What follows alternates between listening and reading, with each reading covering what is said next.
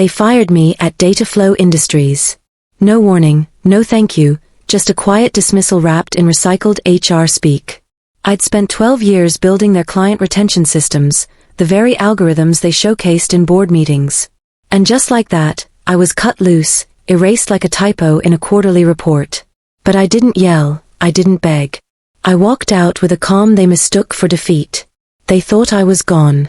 I wasn't. I was just getting started. If you've ever been underestimated or replaced while watching corruption flourish around you, stay with me. And if this hits a nerve, I'd love to hear your thoughts. Subscribe and let's talk. It started 3 months before they fired me. I was Amelia Chin, Senior Data Analyst, badge number 4427, the one who noticed patterns others missed. That's what made me good at my job. That's also what made me dangerous to people with secrets. The office buzzed with the usual Tuesday energy, coffee brewing, keyboards clicking, and the low hum of ambition wrapped in business casual. I arrived at 7:45 a.m., same as always, carrying my thermos of green tea and the weight of another sleepless night spent debugging code that shouldn't have been broken. I didn't set out to discover anything. I was just trying to understand why our client satisfaction scores kept fluctuating in ways that made no statistical sense. The data told a story, but it was a story written in a language that didn't match our supposed processes.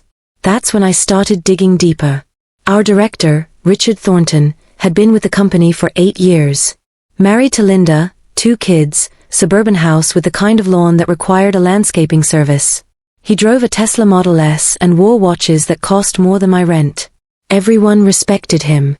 Everyone except me, apparently. Because I was the one who noticed the patterns. Late-night expense reports filed from hotels when he was supposed to be working from home.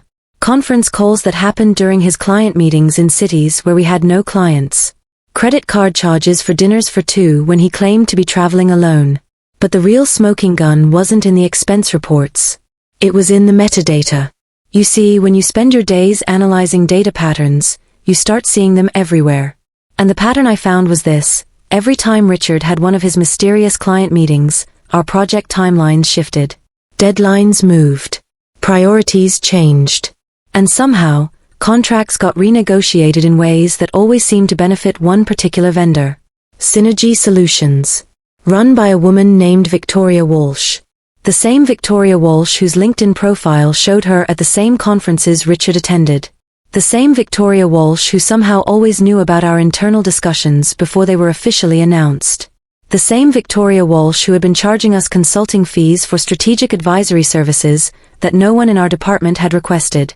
I wasn't trying to be a detective.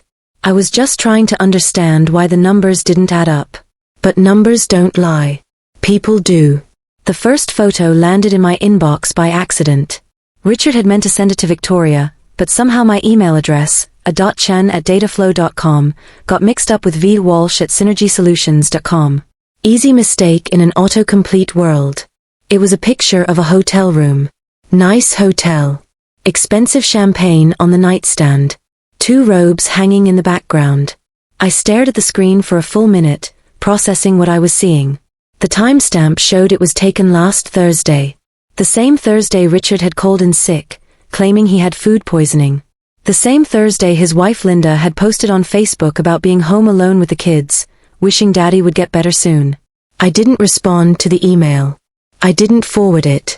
I simply archived it and waited. Because if you're going to catch someone in a lie, you need more than one piece of evidence. You need a pattern. And I was very good at finding patterns. Over the next 6 weeks, I collected data.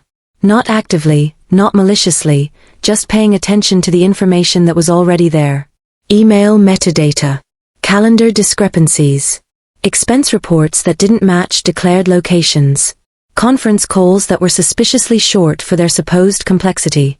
And slowly, the full picture emerged. Richard wasn't just having an affair. He was using company resources to facilitate it. Company credit cards for hotel rooms. Company time for personal travel. Company information to give Victoria's firm an unfair advantage in contract negotiations. It wasn't just adultery. It was corporate fraud wrapped in a love story. I documented everything. Not because I planned to use it, but because documentation was second nature to me. I archived emails, screenshot calendars, cross-referenced expense reports with credit card statements that were accidentally included in financial summaries. I wasn't building a case. I was just being thorough. But thoroughness, as it turns out, can be weaponized. The meeting was scheduled for a Thursday. Quick sync with HR, the calendar invite read. Innocuous enough, except it was scheduled for 4:30 p.m. on a day when most people left early for the weekend. I walked into the conference room wearing my navy blazer, the one I'd bought for my promotion interview 3 years earlier. The promotion I'd earned but never received, somehow bypassed for someone with half my experience but twice my willingness to laugh at Richard's jokes. HR Director Patricia Myers sat at the head of the table, flanked by 2 younger colleagues who looked like they'd been hired yesterday. A manila folder lay closed in front of her, too neat to be casual. "Amelia, thank you for coming," Patricia began, her voice carrying that practiced corporate sympathy that always precedes bad news. "We need to discuss some organizational changes." I sat down without speaking.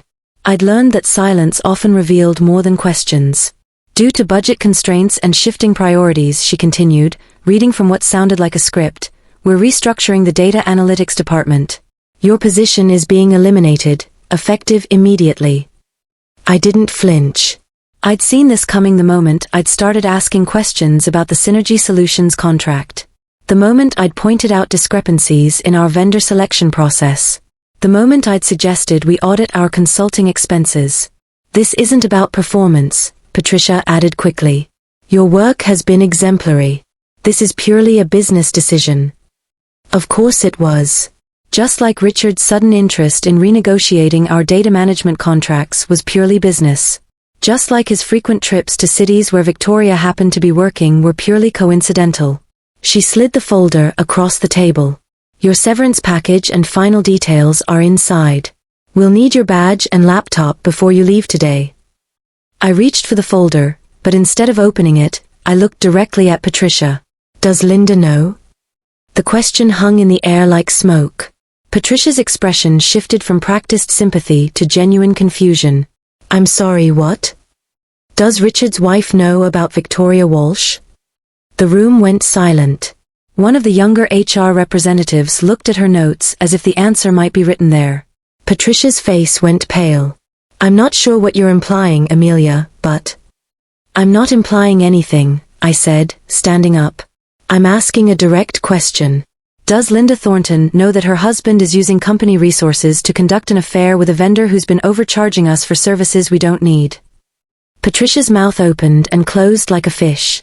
No corporate script had prepared her for this moment. I picked up the folder without opening it. "I'll clean out my desk now." The decision. I didn't go home that night. I sat in my car in the parking lot, engine running, heat blasting against the October chill. The folder lay unopened on my passenger seat, but I wasn't thinking about severance packages or COBRA benefits. I was thinking about Linda Thornton. I'd met her twice at company events.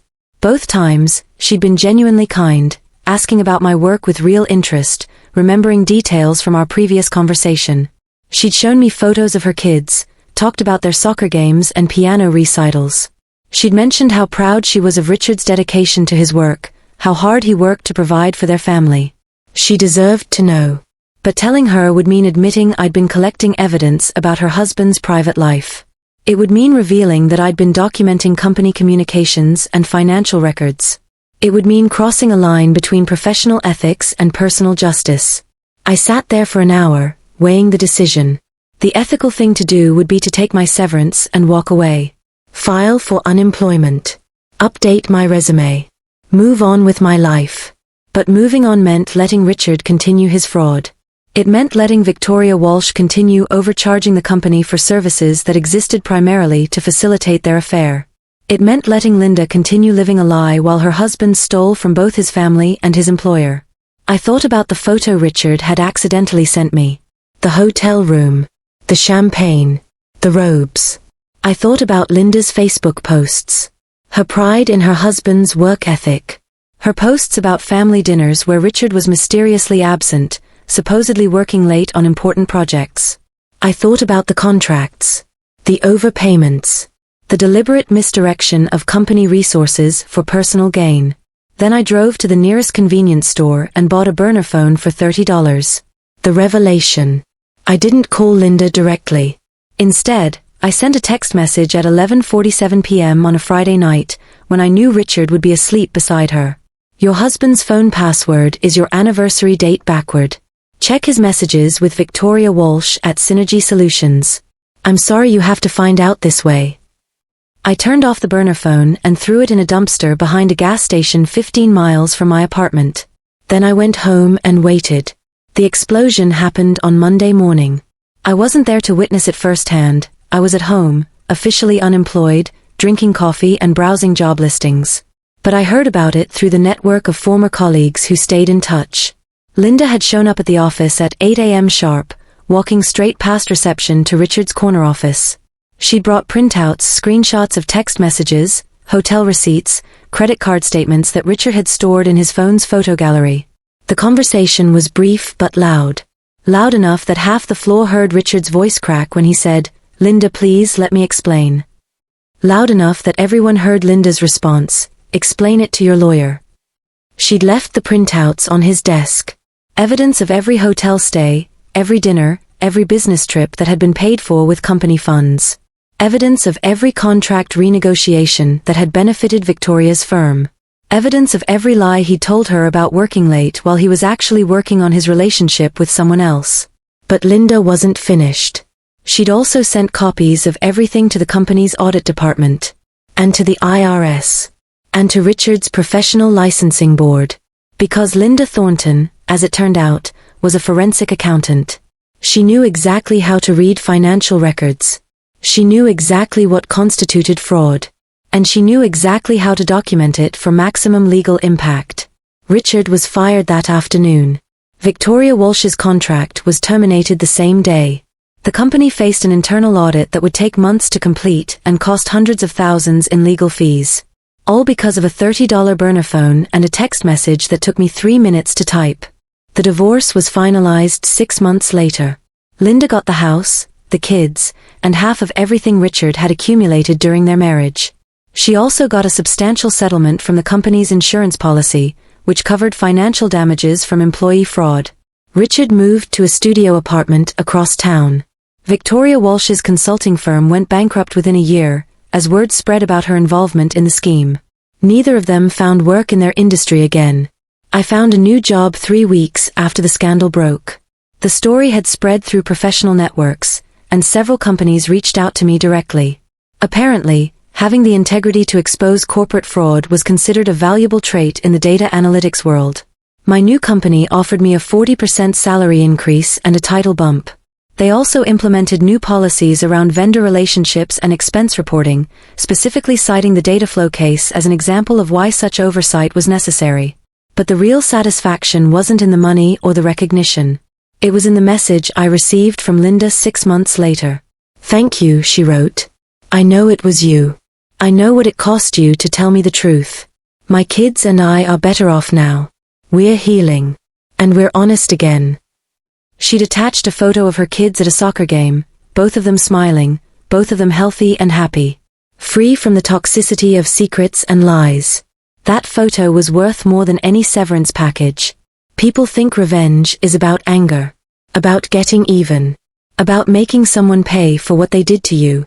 But real revenge, the kind that matters, the kind that lasts, isn't about emotion. It's about justice. They fired me because I was asking inconvenient questions. They eliminated my position because I was threatening their comfortable arrangement. They thought silencing me would protect their secret. But secrets have a way of revealing themselves when you know how to read the data. I didn't destroy Richard's marriage. He did that himself, one lie at a time, one stolen moment at a time, one fraudulent expense report at a time. I didn't ruin Victoria's business. She did that herself by building it on corruption instead of competence. I didn't expose their affair for revenge. I exposed it for truth. Because in the end, truth is the only currency that matters. And when you trade in truth, you always come out ahead. The $30 burner phone wasn't about revenge. It was about justice. It was about giving Linda the information she needed to make informed decisions about her life. It was about ensuring that fraud didn't go unpunished just because it was wrapped in a love story. Sometimes the best revenge is simply refusing to be complicit in someone else's lie. Sometimes the best revenge is telling the truth. And sometimes, the best revenge is a $30 burner phone and the courage to use it. Have you ever discovered corruption in your workplace? How did you handle it? Share your story in the comments below.